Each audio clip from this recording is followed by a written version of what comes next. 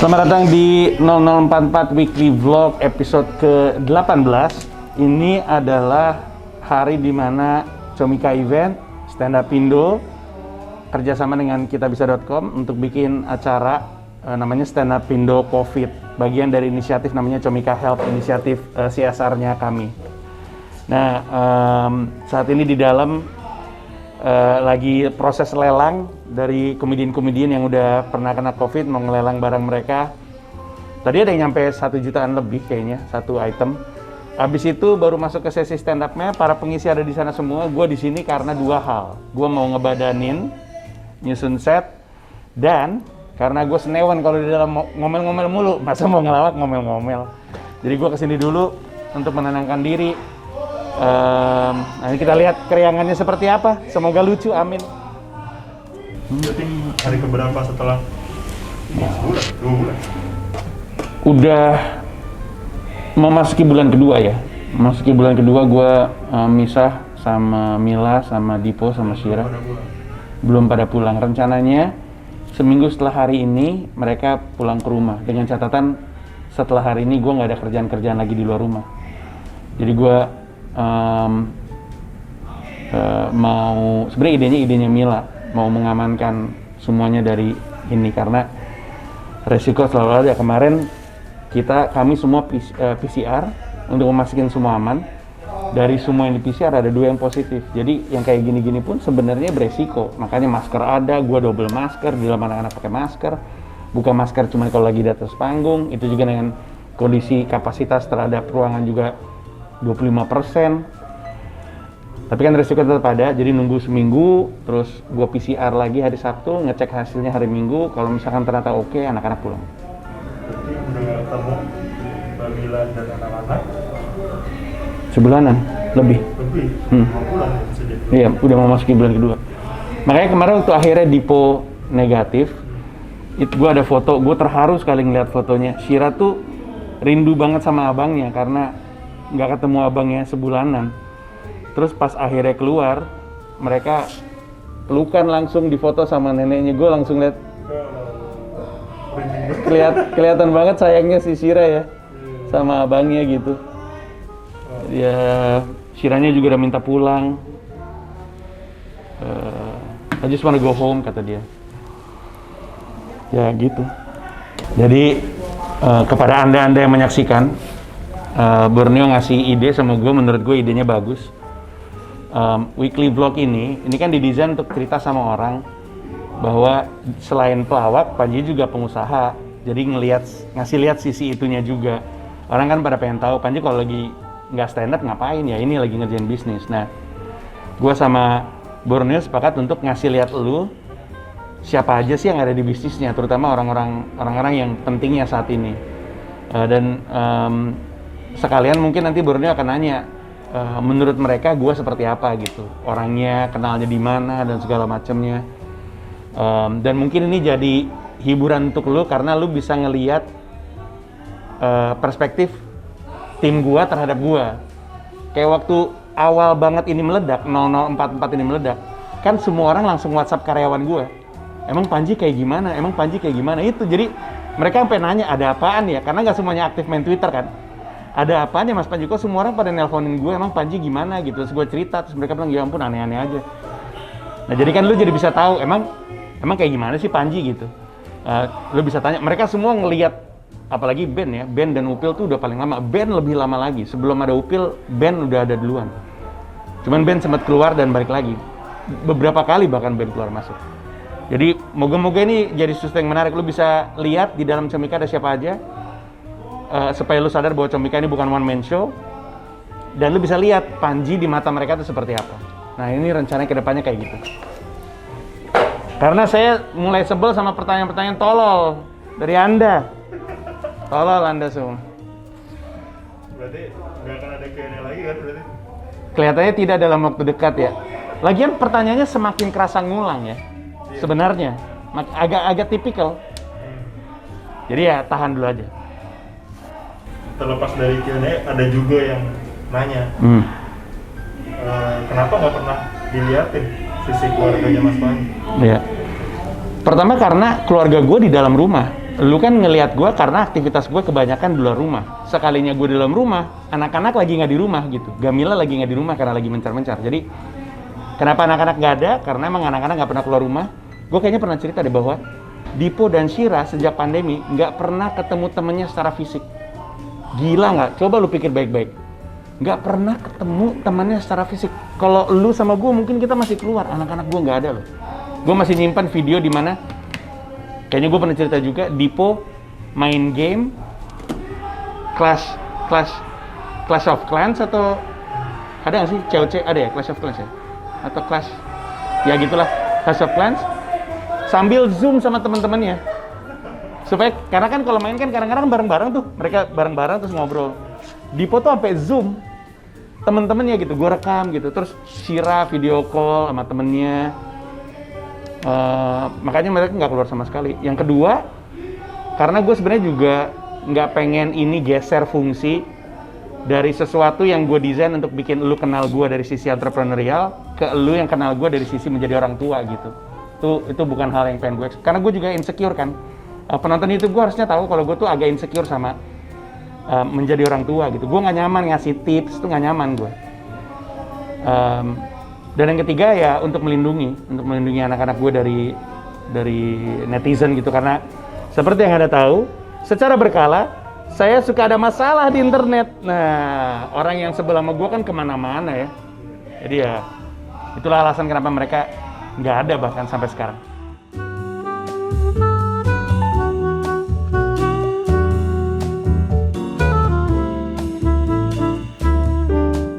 Jadi setelah ini Borneo berencana untuk ketemu sama Lutfian. Kami panggilnya affectionately Upil. Lutfian ini adalah direktur utamanya CTI, yaitu comika.id. Jadi perusahaan kami itu ketika makin besar dirasa udah waktunya berdiri sendiri sebagai sebuah perusahaan. Dan dengan itu jadi punya keleluasaan juga untuk pengelolaan. Nah, makanya gue tuh nggak megang comika.id, ini perusahaan yang berbeda.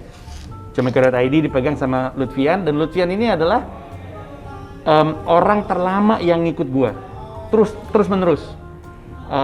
Di episode sebelumnya gue pernah ngomong orang harus lebih apresiatif terhadap Upil karena Upil scale up terus gitu, growth mindsetnya tuh ada, numbuh terus gitu. Dan skill yang berarti skillnya nambah terus sampai kepada skill menjadi seorang CEO. Jadi akan jadi menarik obrolannya Borneo sama Lutfian karena Lutfian tahu banyak tentang gua. Kami juga sering banget gontok-gontokan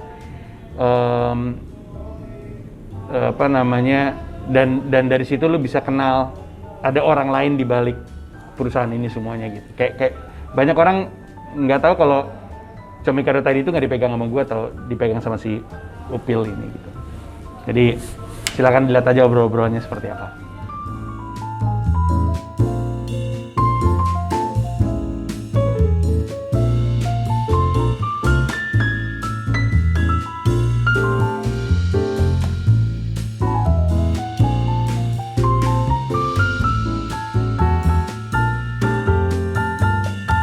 Halo, selamat datang di rumah gue, daerah Bogor, di Weekly Vlog 0044 kali ini. Banyak guanya, tapi ngomongin Panji juga sih. Thank you Borneo udah datang ke sini. Mungkin nanti shoot-shootnya banyak di rumah gue. Yuk, silakan masuk. Ini ada anak-anak gue. Ini siapa namanya? Abia. Ini kamu siapa namanya? Pikiran, jawab sendiri dia. Yuk. Hari ini jam 3 itu ada meeting apa ya Mas Panji nyebutnya meeting future leader. Karena mau ngomongin beberapa hal yang strategis terkait dengan Wong Soyou dan Pratama Indonesia. Terkait gua juga di Comika ID, karena Comika Tawa Indonesia juga under Wong Soyou dan jadi kami akan berkolaborasi untuk ngobrol buat evaluasi 6 bulan yang sebelumnya. Dan untuk ke depan semester kedua akan seperti apa gitu. Beberapa hal yang strategis akan kami obrolin nanti siang. Oke. Comika Tawa Indonesia. Comika Tawa Indonesia. Betul. Itu PT-nya comika.id, namanya PT Comika Tawa Indonesia. Undernya Wong Soyou dan karena pemilik sahamnya selain gue itu ada juga PT Wong Soyou dan Pratama Indonesia, ada juga Mas Panjinya. Jadi sebenarnya gue secara nggak langsung sekarang gue lebih fokus sebagai CEO di comika.id itu under dari anak perusahaannya dari Wong Soyo dan Pratama Indonesia. Kita biasanya nyebutnya WPI ya, kalau biasanya disebut. Sejak kapan itu bang terpisah? Terpisahnya kalau si Comika Tawa itu berdiri 2019 akhir.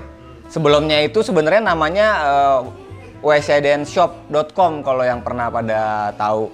Nah itu dari tahun 2014 apa bahkan kalau WCDN Shop-nya. Terus jadi entitas sendiri, kami terpisah karena kebetulan juga kami ada kewajiban pajak sendiri, punya omset yang cukup untuk menjadi suatu perusahaan. Kami terpisah dan gue ditunjuk sebagai CEO sekaligus sebagai pemegang saham. Ya walaupun nggak banyak-banyak amat, tapi sebagai pemegang saham juga gitu.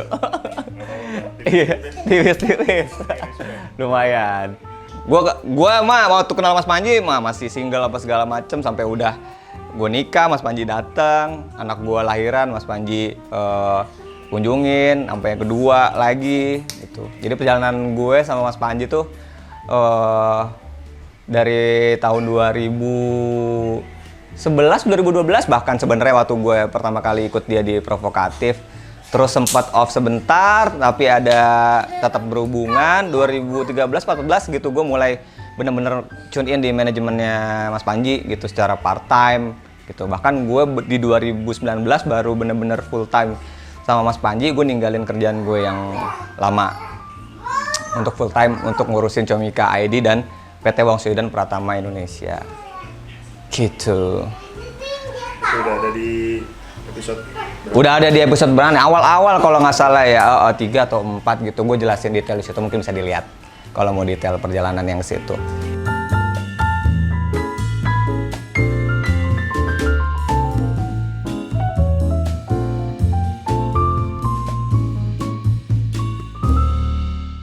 Nah ini gue sekarang mau meeting sama teman-teman Comika Space buat koordinasi terkait dengan produksi konten pilar kami masing-masing unit.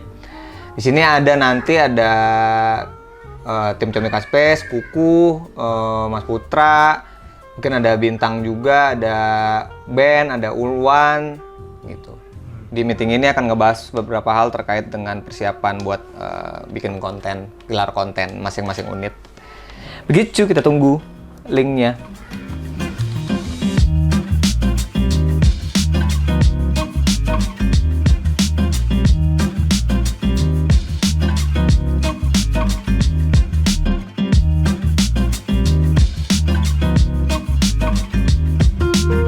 terakhir kita ngobrol, lo ngasih tahu kalau lo sama Bang Panji itu udah 10 tahun. Iya.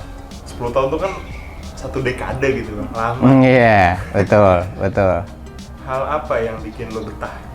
Gue denger sih lo sering gontok-gontokan sama Mas Panji. Pasti meeting, ya. Nah, kita mulai dari ini ya, dari apa yang ngeklik sehingga lo bertahan sampai 10 tahun. Idealismenya sih yang bisa gue, kalau satu kata kenapa gue masih bisa klik sampai sama Mas Panji, karena dia punya idealisme, dia konsisten sama apa yang mau dia jalankan dari dulu. Semua omongan dia tuh bisa gue bilang kayak lebih dari 90% menjadi kenyataan lah. Dia bilang dari awal dulu stand up belum ada, dibikin stand up, dia bikin yang pertama kecil lah jatuhnya ya, hanya 100-200 orang, sampai akhirnya sekarang mau yang 7.000 orang. Dia tuh konsisten banget gitu. Kata-kata dia bilang, gue bukannya tidak menghormati yang telat, tapi menghargai yang datang tepat waktu tuh udah gue dengar dari 10 tahun yang lalu gitu. Jadi memang secara dia sendiri as a leader, dia sangat konsisten sama apa yang dia omongin itu. Dia sendirinya juga melakukan hal itu secara konsisten gitu. Dia tahu apa yang dia mauin. Itu yang gue bilang karakter seorang pemimpin sih. Gue juga gue kan dulu nggak 100% sama Mas Panji, ibaratnya gue dulu menjalankan hal ini sebagai side job gue ya. Tapi di kantor gue yang lama aja bahkan gue bilang, bahkan seorang leader pun kalau dia nggak punya mau, walaupun maunya mungkin kita nggak tahu itu benar apa salah, itu nggak bisa gue pegang sebagai atasan gue atau sebagai leader gitu. Apalagi memang yang dia mauin, dia udah tahu jelas arahnya kemana, arahannya jelas. Itu yang gue rasa sejauh ini gue sama Mas Panji sejalan gitu. Bisa dipahami juga bahwa sebenarnya industri stand up comedy juga kan muncul juga mungkin 10 tahun yang lalu gitu, dimana gue pun masuk di situ sebagai pekerja, bukan sebagai talent gitu.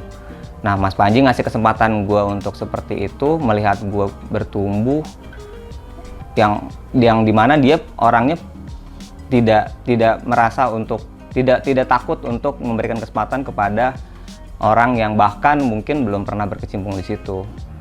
Dia bisa melihat orang dari segi karakter, dimana itu akhirnya tercermin gue pun bekerja melihat orang tuh dari sisi karakternya gitu. Kalau dia bilang bahwa pekerjaan lo bisa apa enggak, sulit apa enggak pekerjaan itu, lo punya kapabilitas, itu mungkin nomor 2. Nomor 1 adalah karakter dari orangnya itu sendiri gitu. Gue apresiasi dia mungkin melihat karakter itu ke gue, makanya gue sampai sekarang juga diberi kepercayaan dan gue menyambut hal itu. Disiplinnya juga tinggi Mas Panji, tercermin dari apapun yang dia laksanakan ya, bahkan di ranah Zoom meeting sekalipun gitu, kalau ada orang yang telat 5 menit gitu dan dia juga selalu tepat waktu, itu pasti dikasih warning sama Mas Panji, apalagi seorang leader lah yang harus nyontohin ke yang lain. Dia sama keluarga juga menjadi hal yang gue rasa gue klik sama Mas Panji gitulah. Kebetulan juga di kantor mungkin sekali beranak-anak gitu yang udah berkeluarga punya anak, gue cukup senior gitu. Gue melihat Mas Panji sebagai contoh yang baik dalam mengelola rumah tangganya gitu ya. Kelihatan kayak nggak ada yang aneh-aneh kan ya dari Mas Panji, kecuali cuman di film komik itu ya, komik itu ya. Iya, Sophia Latjuba yang katanya sampai sekarang jadi bumbu-bumbu di rumah tangganya dia, ya gue bisa mengerti hal itu.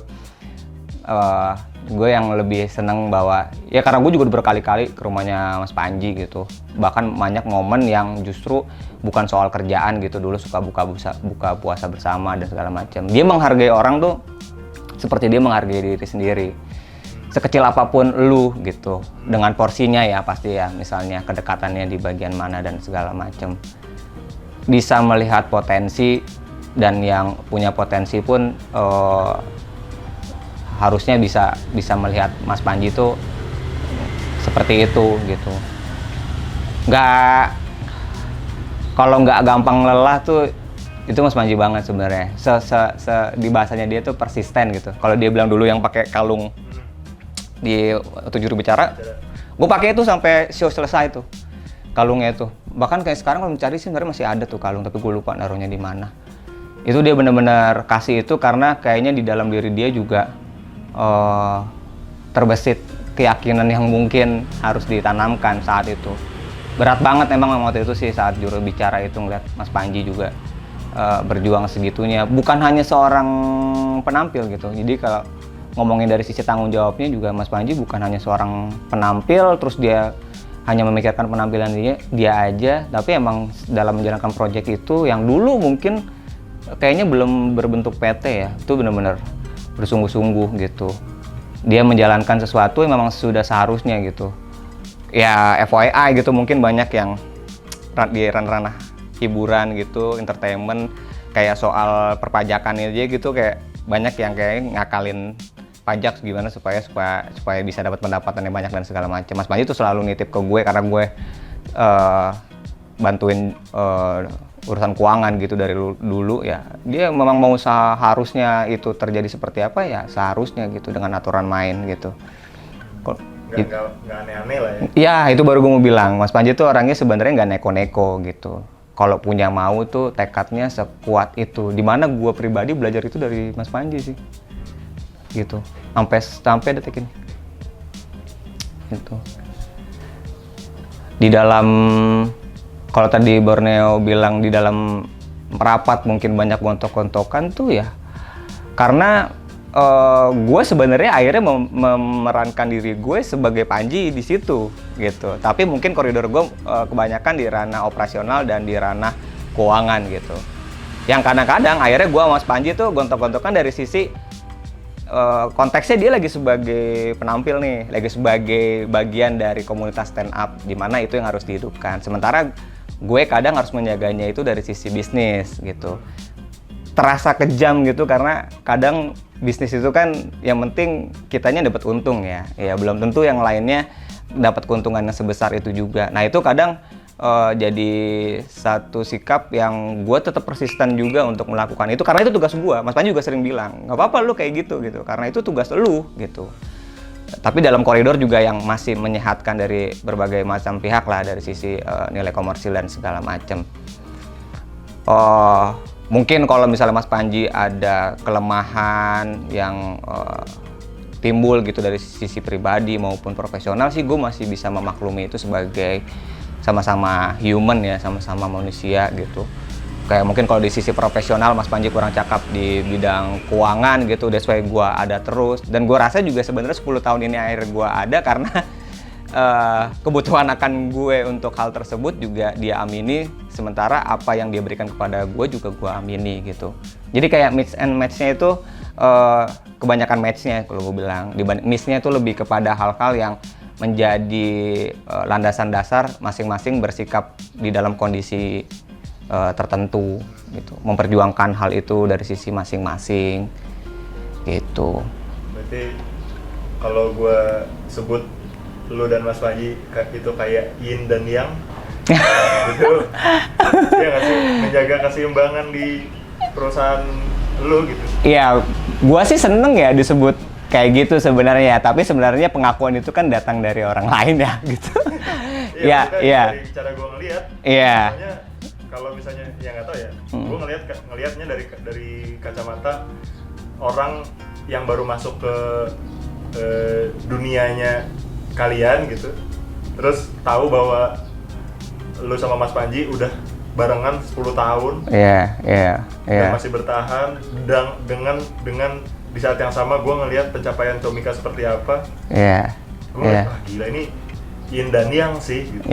Entah yang mana yin dan yang mana yang. Betul. Gue yakin ya walaupun sering gotong-gotongan, tapi pasti kalian tuh kayak saling melengkapi gitu ya dalam manajemen gitu. Iya, karena kebetulan dari segi capabilities mungkin satu sama lain ada strength-nya gitu. Jadi yang di satu sisi kayak gue di soal kreatif, di soal ide baru, mungkin gue agak weak gitu, gue agak lemah di situ. Dari melihat industri ini akan menjadi apa, itu kan perannya besar dari Mas Panji ya. Gue sangat mengakui dan gue nggak rasa itu ada di orang lain bahkan ya di industri stand up comedy ini gitu. Dimana menjadi yang pertama dan ibaratnya digebungin duluan gitu, ya itu nafasnya Comika, berani mencoba hal yang baru gitu. Nah di situ gue melengkapinya dengan dari sisi operasional, dari sisi keuangan, dimana hal itu orang nggak mungkin merasanya ya itu sebagai yin and yang gitu dari sisi gue dan Mas Panji gitu. Walaupun yang pasti sumbangsi terbesar tetap ada di Mas Panji sebagai leader dari semua hal ini gitu. Kepikiran juga bikin perusahaan sampai akhirnya banyak unit bisnis kayak gini juga kacamata Mas Panji yang lebih banyak berperan. Ibaratnya gue lebih ngebantu menghaluskan atau dari sisi prosedurnya seperti apa, eksekusinya lah. Kalau kata Mas Panji, nggak semua orang punya kemampuan eksekusi yang baik gitu. Nah kebetulan gue mungkin bisa menjawab hal itu di kondisinya Comika gitu. Karena pada akhirnya sebuah ide adalah satu hal, eksekusi adalah hal yang lain gitu. Banyak sih orang yang datang dan pergi di Comika tuh ya seperti Mas Panji bilang ya, selain karena dia nggak kuat untuk memposisikannya diri dia di Comika ya karena pertumbuhan itu adalah hal yang pasti untuk dilakukan di Comika. Itu adalah yang Mas Panji selalu sampaikan gitu. Gue pun bertahan pada akhirnya gue 100% untuk Comika karena gue merasa ini adalah peluang dan ini adalah tantangan yang gue mau ambil dari apa yang Mas Panji coba kasih jalan ke gue gitu. Nggak banyak sih menurut gue orang yang seperti itu ya gitu. Mungkin Mas Panji juga kalau bisa memilih kalau dia yin ya nyari yangnya yang lebih proper sih dari sisi komunitas, dari sisi yang ngerti stand up, mungkin banyak orang lain di luar sana dibanding gue gitu. Sampai akhirnya dia mempercayakan suatu perusahaan ke gue, which adalah si comika.id ini ya karena dia merasa gue paham dan gue bisa mengoperasionalkan hal itu. Walaupun gue bukan talent stand up comedy gitu. Gue juga dari sisi gue juga berusaha banget untuk deket sama komunitas stand up comedy gitu. Ya bikin jokes tipis-tipis ataupun mungkin nanti saja bisa saja saya juga ikut open mic gitu. Karena lebih kepada bukannya gue mau cari panggung sebagai stand up comedian, enggak. Kalau gue sih lebih kepada bahwa yang Mas Panji sampaikan bahwa nafasnya perusahaan ini adalah untuk pekarya stand up komedian. Ya kalau lu nggak tahu gimana caranya untuk jadi pekarya, karena lu nggak tahu juga harus bagaimana untuk melihat sudut pandang itu kan. Itu poin-poin yang selalu gue tangkep gitu. Setidaknya lu menyamakan cara pandang dulu nih sama anak-anak stand up, biar kedepannya kalau lu merasa lagi butuh mereka di satu situasi tertentu, lu bisa mengkondisikan itu sebagai mereka gitu kan, kurang lebih. Pada akhirnya ya jadi kayak Mas Panjinya, tapi dari sisi bisnisnya lah. Betul. Bisa dibilang. Ya itu gue belajar semuanya dari Mas Panji sih.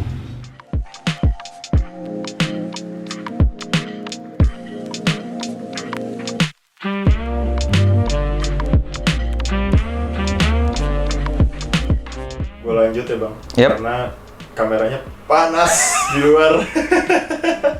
Sebenarnya ke dalam. Iya, tapi tadi tuh gue pengen nanya, karena gue kan selalu bareng Mas Panji.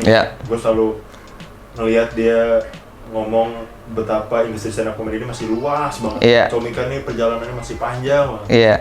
Dari kacamata lo sendiri ngelihat itu gimana?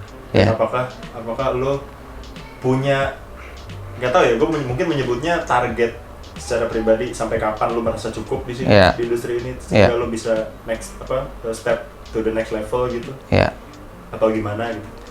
Yang gue lihat dari Mas Panjinya dulu nih ya, yang dia bilang ya itu gue dengar hal itu dan kebayang sih sebenarnya kalau yang dia udah sering dia sebut apa yang dia akan lakukan di tahun depan itu sebenarnya seolah-olah kayaknya dia selfish gitu terhadap diri sendiri, padahal enggak. Apa yang dia akan lakukan tahun depan itu akan ngebuka industri stand up comedy menjadi lebih luas. Dia sekarang kami bikin Comika ID udah pasti platform video, di mana itu nantinya juga udah akan streaming dan kurang lebih jadi kayak Netflix tapi stand up comedy aja lah gitu. Dari sisi Comika Comedy Club, di mana headingnya nanti akan benar-benar punya comedy club secara fisik, mungkin tidak hanya di Jakarta, di kota-kota lain di Indonesia gitu. Yang pasti itu kan akan ngedorong banyak stand up comedian untuk bisa berkarya di situ ya, dengan berbagai turunan produk, tidak hanya yang saat dia tampil di panggung atau show aja. Dia punya juga sekarang edukasi stand up comedy, di mana orang mungkin sekarang nggak terbesit menjadi stand up comedian. Tapi banyak kan orang yang kadang lu lihat mukanya aja udah lucu ya. Dia bisa ngomong, itu bakal bisa jadi peluang gitulah ibaratnya. Dia ngelihat hal itu juga. Ada physical juga untuk merchandising dari sisi karya-karya anak-anak stand up comedy. Comika event, apalagi promotor sekaligus organizer buat semua acara stand up comedy itu seperti apa. Kalau misalnya bisa dibandingkan ya, ngelihatnya juga jadi kayaknya kayak industri lain, kayak industri film gitu kan. Sebesar ini, ya ini yang dilakukan sekarang juga akan menjadi ke arah sana gitu. Jadi tidak hanya bayangan bahwa stand up comedy itu hanya jadi hiburan pilihan, tapi menjadi hiburan utama. Itu yang gue lihat dari Mas Panji pengen ada di Comika gitu. Dia tuh dulu udah bilang, gue pokoknya gue punya tower sendiri, namanya Wong Soyudan Tower. Nah, kalau dia udah ngomong kayak gitu, gue mah bukan kayak ya bisa sih gitu. Ya, gue yakin hal itu akan kejadian gitu. Bahkan itu kadang-kadang juga akhirnya ke diri gue tuh ke bawah gitu. Ya, ntar tenang aja, gue bilang sama tim gue di Comika ID, tenang, ntar kita bikin tower sendiri gitu. Towernya namanya ID Tower lah, Comika gitu segala macam gitu. Angan-angannya tuh, mimpinya itu emang sebesar itu untuk ngedein si industri stand up comedy. Tidak hanya, kalau dulu banget itu sebenarnya simple, cuman ada event, manajemen, ada produksi gitu. Nah sekarang udah benar-benar besar kayak gitu. Nah sumbangsi dia kayak gitu tuh semata-mata kalau yang suka dengerin Mas Panji ya, dia merasa bahwa dia nggak mau sendirian ada di top of mind stand up comedy. Ya itu basicnya. Anjay gue jadi ngejilat ya. Sebaik itu Mas Panji terhadap para pekarya stand up comedy terutama ya. Pada talent stand up comedy ya gitu. Kami itu sebagai pekerja bukannya tidak ada sumbangsinya, tapi memang di belakang layar untuk menghidupkan semua apa yang kita percaya. Bukan hanya Panji percaya ya, karena gue pun percaya hal itu bisa diwujudkan. Gue pribadi misalnya kalau ditanya, lu sampai mana sih Phil bakal ada di sini? Gue bilang gue juga pasti nggak akan bilang gue selamanya di sini.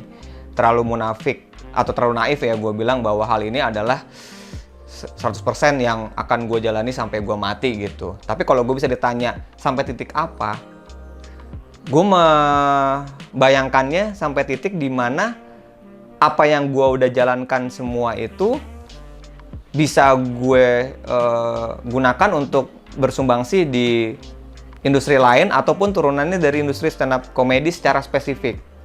Karena Panji pun selamanya nggak akan ada gitu lah, dari mulai umur dan segala macam ya kan. Mungkin juga ketenaran dan segala macam kayak gitu.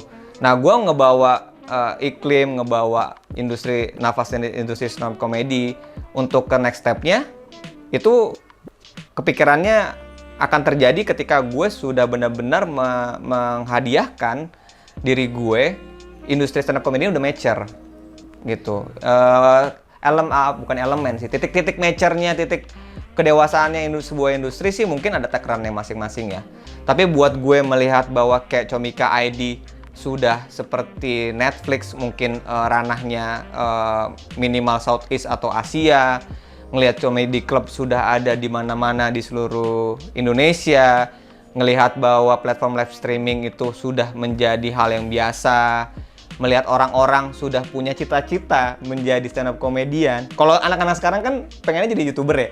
Nah, gue pengen denger tuh, gue mau jadi stand up comedian dari sejak dia sekolah mungkin, bangku sekolah, bangku kuliah, bahwa mungkin nanti ada pendidikan khusus dari segi ke stand up comedian ya. Kalau misalnya sekarang kan ada sekolah buat public speaking ya. Yeah. Nah, kalau bener-bener nanti ada sekolah entah formal atau informal ya, itu stand up comedy, itu gue merasa itu udah dalam titik industri ini sudah mapan gitu. Nah, saat itu mapan, mungkin gue berpikiran untuk memberikan sumbangsi gue di turunan industri ini ataupun gue mengejawantahkan industri ini ke industri lain bisa jadi.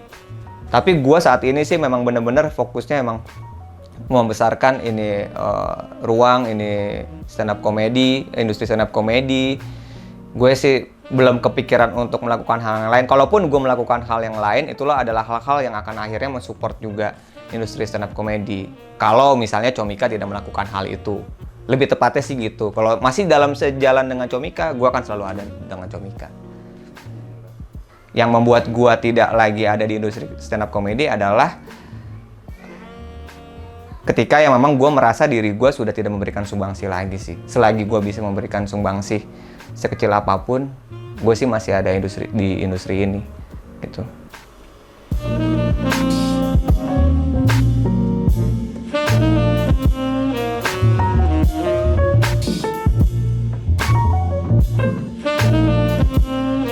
Nah, sekarang gue mau meeting OPI bisnis sama Mas Panji, Mas Rama, Angga, bagian dari future leader-nya Comika.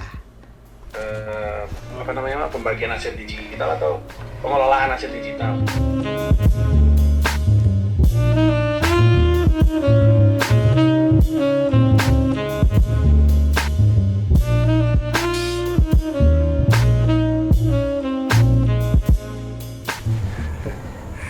Gue bingung kenapa di saat lagi nggak direkam nggak keluar omongan-omongan kita obrolin kalau lagi nggak direkam. Grogi kesannya nggak bisa lepas gitu. Tadi kita kan ngobrolin bukan kita ngobrol, lu cerita bahwa waktu lu pertama kali ketemu Mas Panji adalah waktu Mas Panji di umur lu yang sekarang, iya, 10 tahun yang lalu. 10 tahun yang lalu. Iya. Iya, di Panji umur sekitar 32-an. Di gua berarti umurnya 20-an, 22. Iya.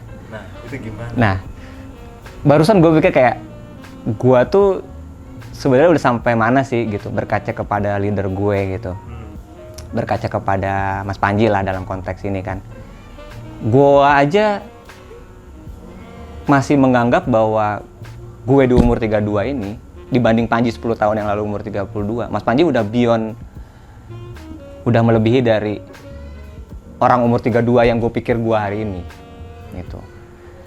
Dia percaya akan apa yang dia kerjain gitu, walaupun ada yang berhasil ada yang enggak. Comika termasuk yang berhasil, walaupun dia nggak mau nganggap juga sih si project rapnya dia itu katanya masih mau dilanjutin. Cuma kan itu sempat dia lakukan tuh, dia sempat punya konser 32 kalau nggak salah. Iya itu bener kan, dia selagi kalau nggak salah juga itu kaitan sama umurnya juga lah. Gue lupa juga, mungkin detailnya Mas Panji pernah cerita. Intinya dia pernah mencapai sesuatu yang memang dia yakini itu bakal terjadi. Jadi kalau bisa dibilang sebenarnya Panji itu lebih ke one man show gitu. Dan gimana caranya supaya seperti itu, dia membentuk orang untuk percaya dengan apa yang dipercaya. Kalau Panji bilang kalau lo mau menumbuhkan rasa atau lo ingin nyari partner yang tepat, lo nyari teman yang tepat, teman kerja yang tepat atau semacamnya, ya lo bentuk mereka sebagai believer lo gitu, sebagai orang yang percaya sama lo. Nah Panji bikin itu udah dari 10 tahun yang lalu. That's why gue masih bertahan juga sama Panji, karena itu nggak berubah. Karena itu nggak berubah, dari dulu nggak berubah. Dari dia nge-handle sebagai ketua proyeknya ya, bukan ketua sih, lebih ke yang menginisiasi provokatif-proaktif di Metro TV. Itu dia yang believe bahwa acara politik itu dibawakan dengan unsur komedi, dibawakan dengan anak muda ya, terutama waktu itu ya. Itu akan mengubah mindset anak-anak muda dalam melihat politik. Iya.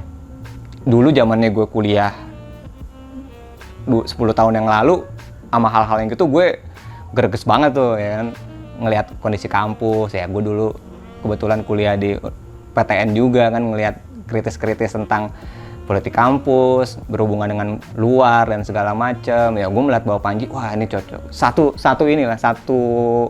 sinyal, satu frekuensi sama gue. Itu tuh nggak berubah. Dia kebawa hal itu dari segi bisnis juga sama sih. Terhadap hal itu, bahwa dia selalu percaya dulu sama apa yang akan dia lakukan untuk bisa menarik orang, sama-sama percaya sama tujuannya, akhirnya berubah menjadi tujuan bersama. Itu. Jadi tahu dulu apa yang lo yakini benar. Iya. Baru jalanin itu dan ajak orang untuk ngelakuin apa yang lo percaya benar. Itu. Iya, akhirnya jadi tujuan bersama juga. Ya, walaupun tidak menampik ya, ada tujuannya Panji secara personal untuk melakukan hal itu gitu. Iya.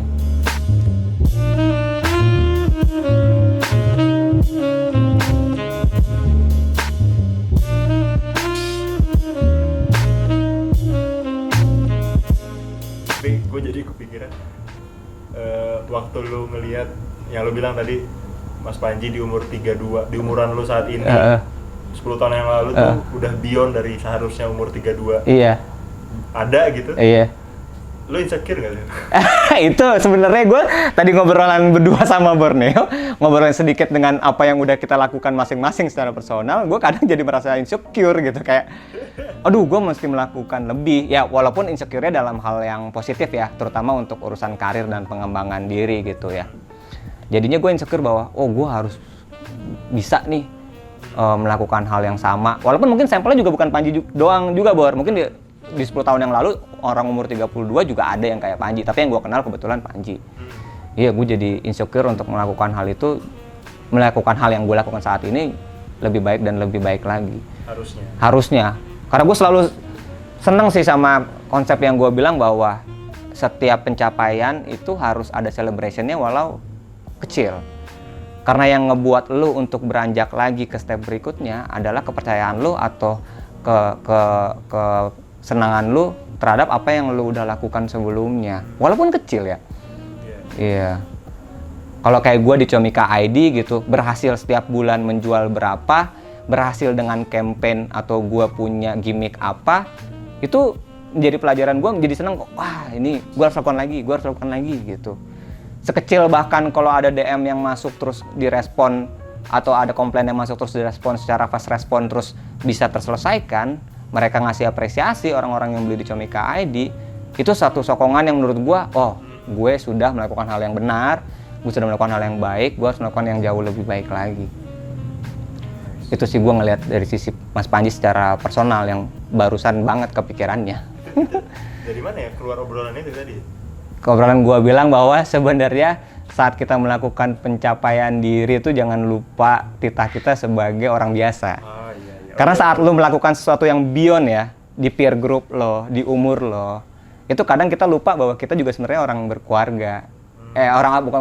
Orang yang biasa, yang punya keluarga, yang harus memikirkan orang tua juga. Karena itu saling berkaitan mau nggak mau, ya kan?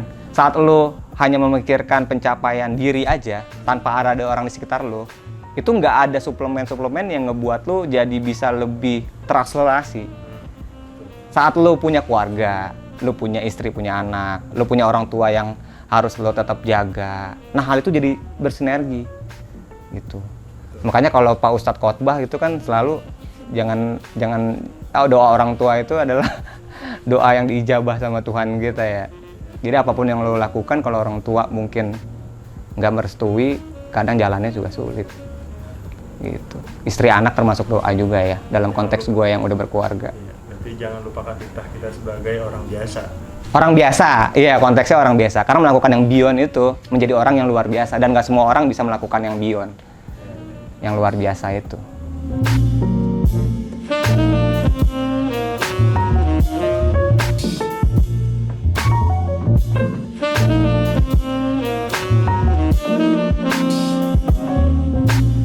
Ini dong Bang, pesan, asik pesan. Gue biasa denger pesan dari Mas Panji yang mungkin secara pembentukan karakter udah matang duluan gitu ya. Nah, kalau lu bilang tadi lu juga insecure tapi dalam hal positif, kan banyak juga nih orang-orang yang nonton juga mungkin insecure dan suka ngebanding-bandingin pencapaian dia dengan pencapaian orang lain. Lu ada pesan-pesan gak untuk sesama orang yang insecure? Kuncinya tuh harus bisa mengenal diri. Mengenal diri. Iya. Kita tahu kemampuan kita di mana, kita tahu kemampuannya sampai mana, kita tahu siapa yang harus kita ajak kerja bareng. Kita butuh tingkat intelektual seperti apa, emosional, intelektual secara kapabilitas. Itu sangat membuat kita pada akhirnya tidak insecure sih kalau gua bilangnya ya. Karena setiap orang tuh unik.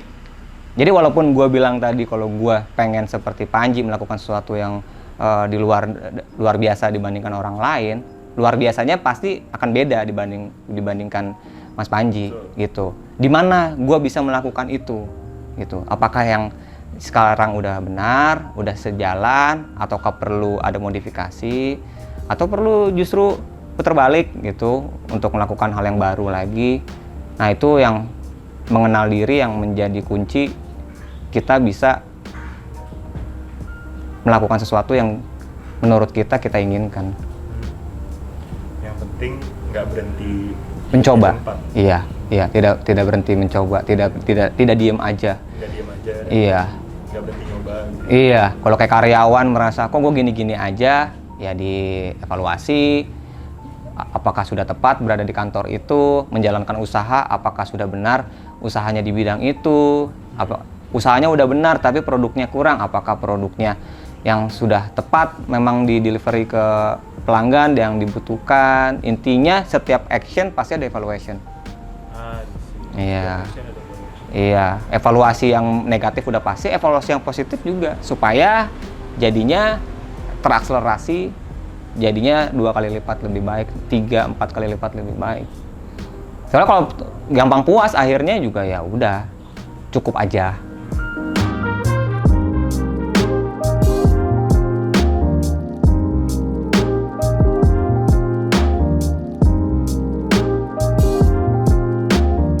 Nah ini udah sore, Borneo udah hampir seharian di sini. Main sama anak-anak gua, malah banyak main sama anak-anak gua ya. Diajakin main ya. Yo, sama istri gue tadi kerja WFH juga dia, maklum PNS. Ya, biasanya kalau sore nanti pada mandi, gue habis maghrib biasa nyuapin makan. Tadi siang sama ibunya dulu karena gue ada meeting. Kebiasaan tiap hari WFA gini ya udah kami berempat doang aja ya. Mesti dealing sama kita masing-masing. Yang gede tadi pagi sekolah pakai Zoom, yang kecil enggak. Ntar ada kalanya mereka bareng tuh jadwalnya. Gue yang satu ngezoomin yang siapa, yang satu lagi ngezoomin yang siapa. Iya, ganti-gantian. Tadi aja pas meeting nama masih Abia. Jadi namanya si Abia kan pakai meeting sama Abia. Dipakai Zoom meeting sama Abia. Kenalin dong ke penonton Weekly Vlog. Oh iya. Nih yang kecil namanya Abia. Siapa namanya? Abia. Ini umurnya 3,5 tahun. Ya, ini yang gede istri saya. Namanya Lutfia. Mirip ya namanya ya. Gue manggilnya Ajeng tapi. Sengaja nyari istri namanya Kebetulan. Jangan bohongan dong. Nih, kenalin lo sama Om. Nah, yang ini yang gede namanya Kiran. Siapa namanya? Kiran. Nih, yang ini rada-rada malu-malu. Umurnya mau 4,5 ya, mau 5 Agustus ini 5, benar. Ini juga tanggal 27. Iya, akhir Agustus tanggal 27. Itu umur udah 5, makanya dia udah TK tuh, cuman masih Zoom lah sekarang karena kondisi kayak gini kan. Udah tiap hari begini nih, main pada di depan biasanya. Ya rumahnya juga nggak gede lah ya. Jadi biasanya ntar banyak potes-potes juga tuh dari Borne, mereka lagi pada main. Gitu. Gue main sama mereka. Nih abis ini nih, Ya. gue ditagih nih. Iya, ditagih main. Iya. Main apa tuh? Tadi habis bobo siang main apa sama Om Borne? Main Lego lagi. Main apa kita? Iya. Kan Ade udah janji bikin stasiun. Oh, bikin stasiun. Iya. Bang Borneo nih suka janji-janji palsu. Nanti kita main, oke? Oke. Nanti kita mantakin aja. Iya. Thank you ya Bor udah datang ke sini. Ya bagian dari memperkenalkan Comika dari sisi pekerja, gue pribadi sebagai yang handle Comika ID maupun bagian dari Comika secara keseluruhan. Mudah-mudahan konten ini berguna untuk ngasih sudut pandang tentang Mas Panji, begitupun dengan sudut pandang gue, keseharian gue dan aktivitas gue bersama keluarga gue. Sampai jumpa di vlog 0044 berikutnya.